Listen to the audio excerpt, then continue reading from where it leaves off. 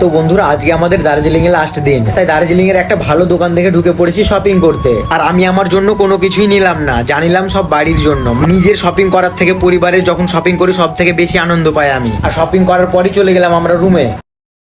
সকালে ব্রেকফাস্ট করে রেডি হয়ে গেলাম। তো গাইস আমাদের ঘোরা কমপ্লিট। তো আজকে আমরা বেরিয়ে যাচ্ছি। আমাদের ঘোরা এখনো হয়নি, ঠিক আছে, মানে বাড়িতে কিছু প্রবলেমের জন্য আমাদেরকে বেরিয়ে যেতে হচ্ছে। তো কোনো ব্যাপার নেই, আবার নেক্সট টাইম আসবো চিল করতে। তো তোমরা সাথে থাকো। আর আমরা আজকে রুম থেকে বেরিয়ে যাচ্ছি, তাই খুবই কষ্ট হচ্ছে রুমটাকে দেখে, কারণ রুমে ভাই অনেক চিল করেছি আমরা।